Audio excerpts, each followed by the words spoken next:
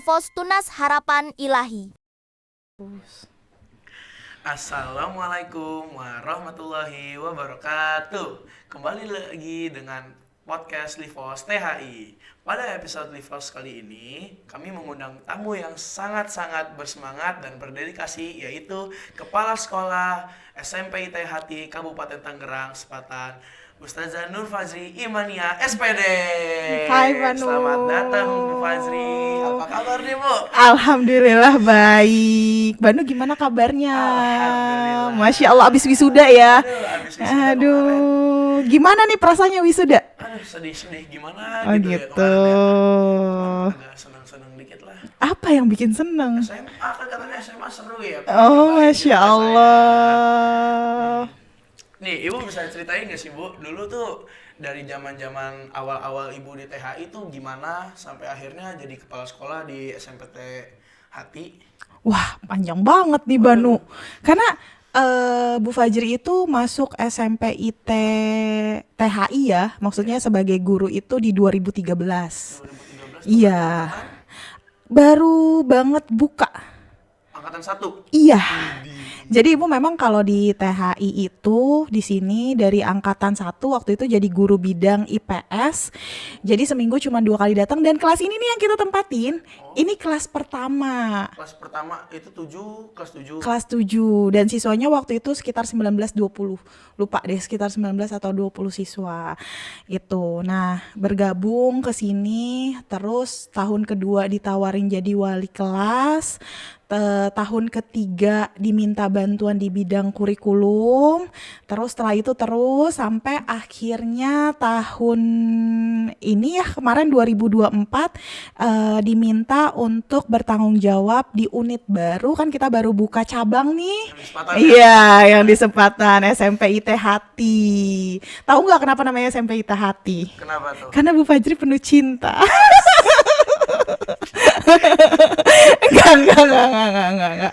Enggak. Walaupun usia SMP THT itu tergolong muda, itu apa sih kelebihan dan keunggulan SMP THT dibanding dari SMP THI yang di sini? Kalau dari keunggulan mungkin karena kita satu naungan, kita sama ya, memiliki beberapa ciri khas yang sama. Salah satunya adalah sama-sama IT, Islam terpadu itu. Cuman kalau THI sama Hati bedanya apa? Kalau misalnya Hati itu lebih fokusnya ke Quran aja. Kalau THI kan banyak ya, ada bilingual, ada sains, ada teknologi. Kita nggak mencondongkan teknologi, tapi kita menggunakan teknologi dalam proses pembelajaran. Contohnya?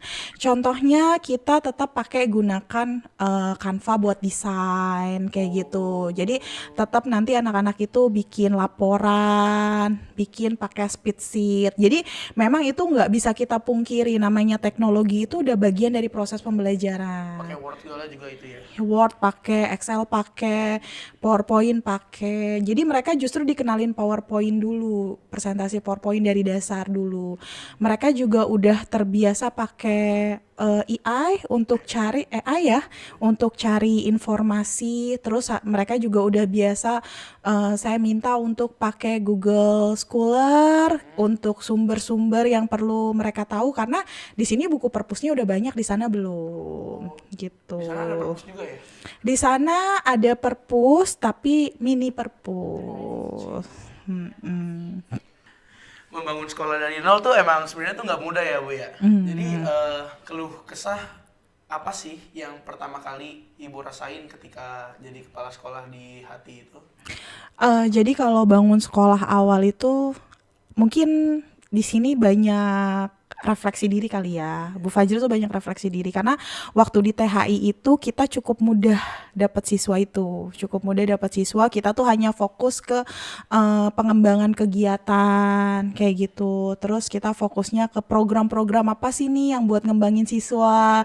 Kita lebih fokus gitu, banyak pelatihan. Nah, ketika diminta untuk jadi penanggung jawab di kabupaten, kiranya tuh udahlah gitu kan.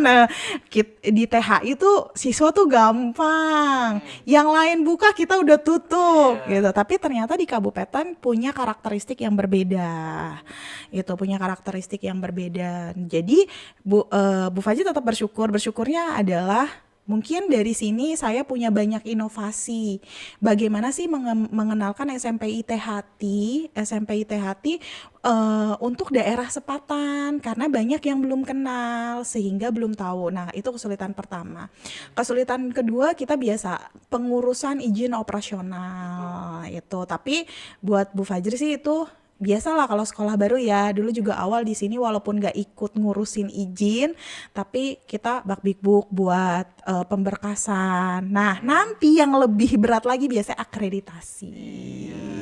Itu. Untuk fasilitas alhamdulillah kita masih disupport kan, kayak misalnya kemarin kita mau izin operasional, harus ada perpustakaan gitu.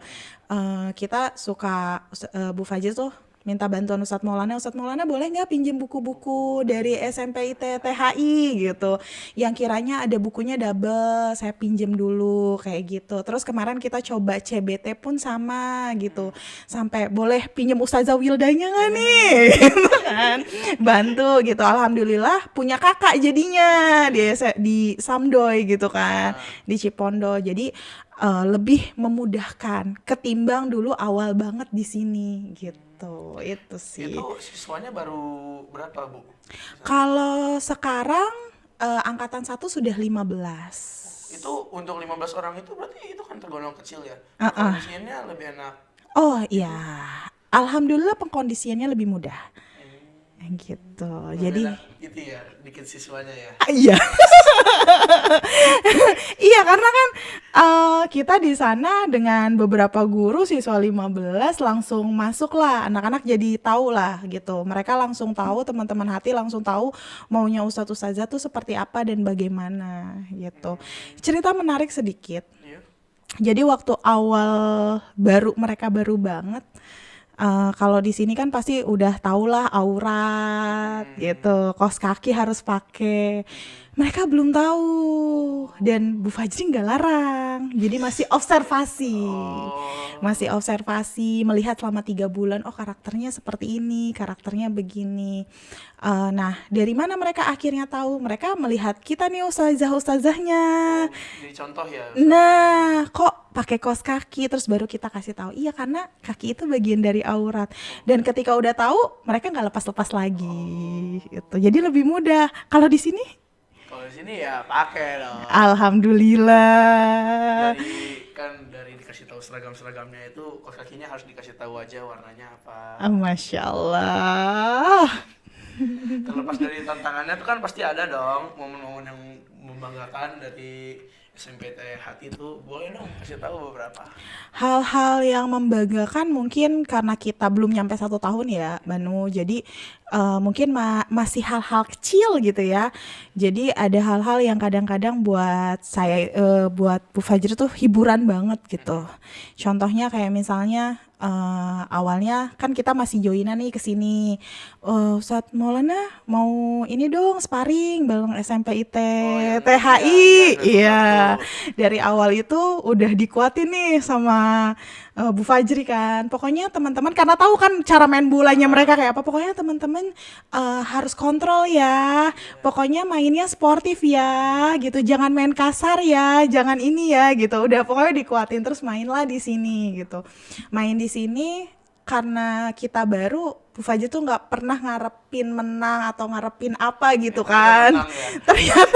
Ternyata skornya unggul gitu kan, skornya unggul.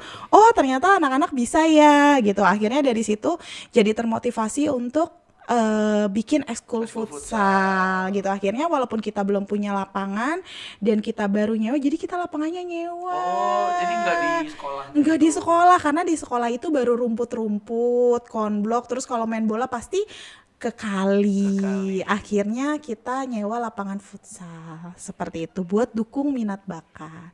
Terus kemarin juga ada di sini yang ranking 1.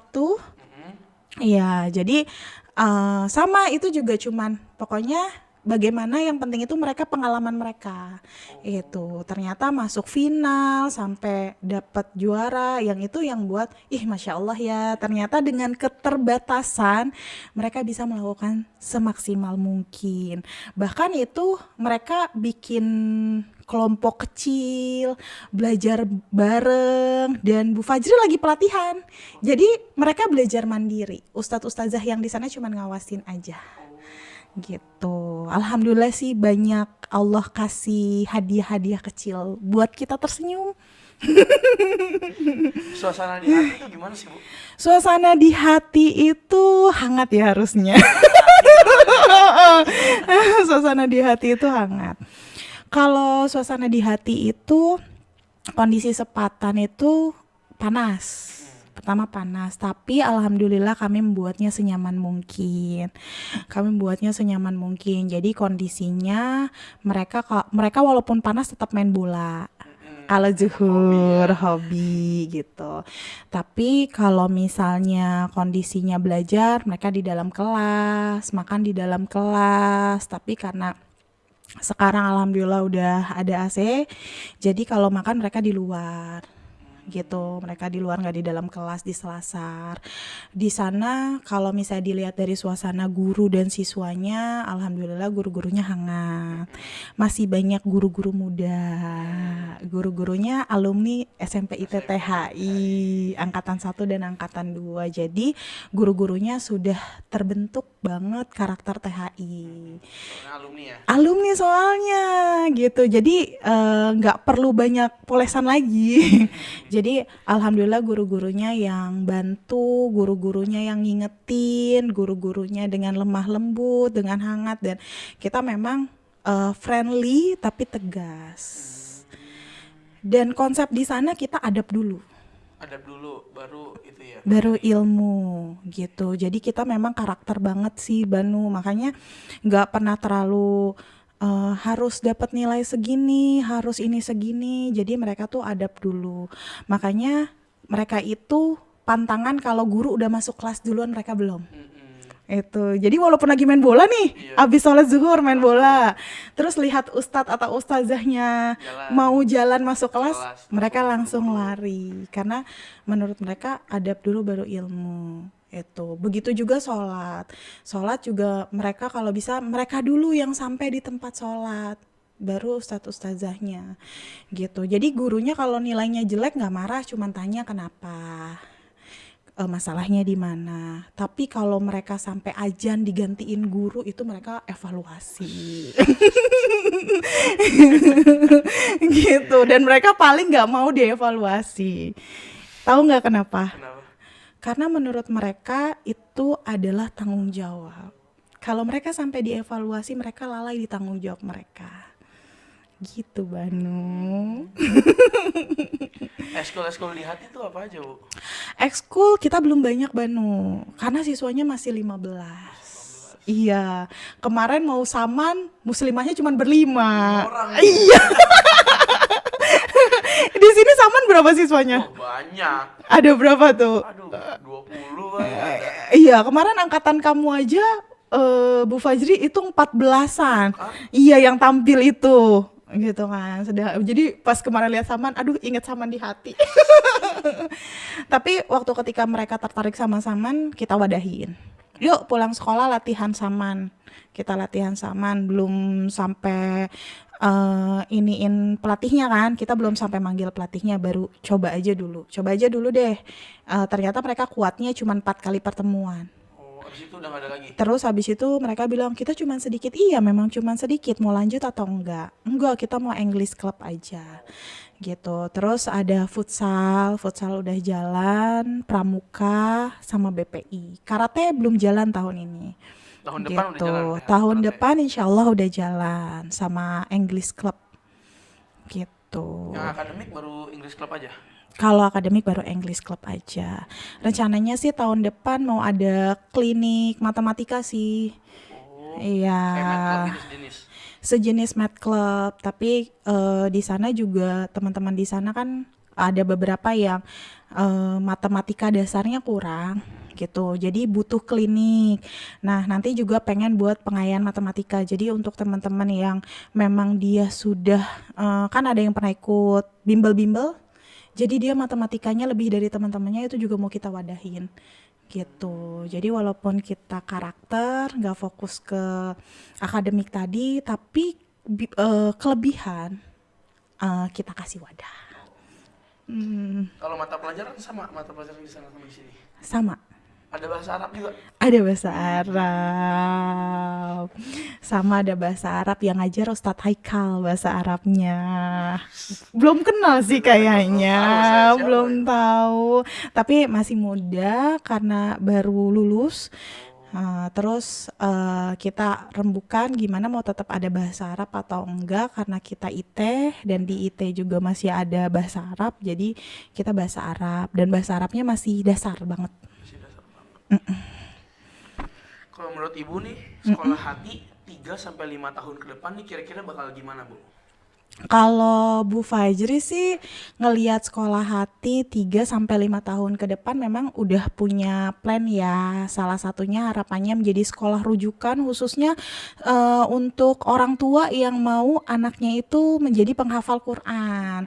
Walaupun targetan kita kecil sih, cuman 2 juz. Oh, 2 juz 30 sama 29. Iya, itu. Tapi alhamdulillah nih ada yang kelas 7 kita. Hah? Juz 1. Belum sampai juz 1. Besok tasmi juz 29. Itu. Jadi kemarin udah tasmi juz 30, sekarang udah mau tasmi juz 29. Setahun alhamdulillah udah nyampe 2 juz gitu. Tapi baru beberapa aja, sebagiannya tetap masih juz 30 itu. Jadi harapannya sih nanti udah jadi sekolah rujukan, terus sekolah rujukan untuk karakter gitu. Karena kan kita mitra orang tua. Ibu ada pesan nggak nih buat orang tua yang masih ragu gitu masukin anaknya ke sekolah hati? Sebenarnya sih kalau mau masukin ke sekolah hati ini saat-saat ini sesuatu yang buat Bu Fajri ya cukup menguntungkan. Karena pertama biayanya belum tinggi. Karena pasti tadi 3-5 tahun ke depan kalau berkembang pasti akan terus naik dong dari segi biaya. Itu pertama. Kedua, masih ada guru-guru seperti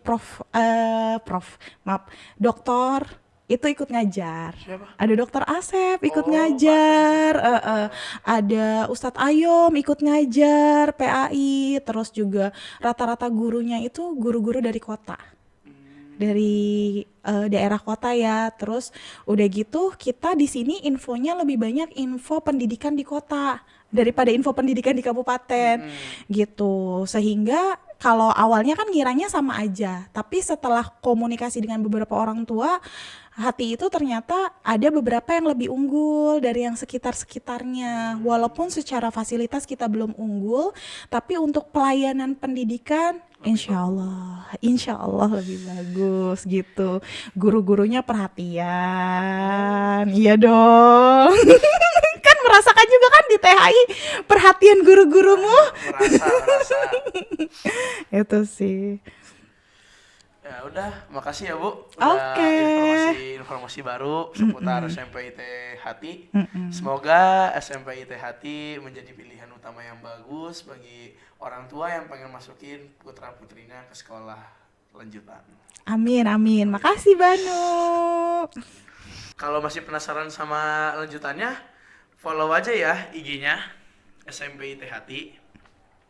Dan segera daftarkan putra dan putri Bapak Ibu ke sekolah SMP IT Hati. Sekian podcast Livos kali ini. Wassalamualaikum warahmatullahi wabarakatuh.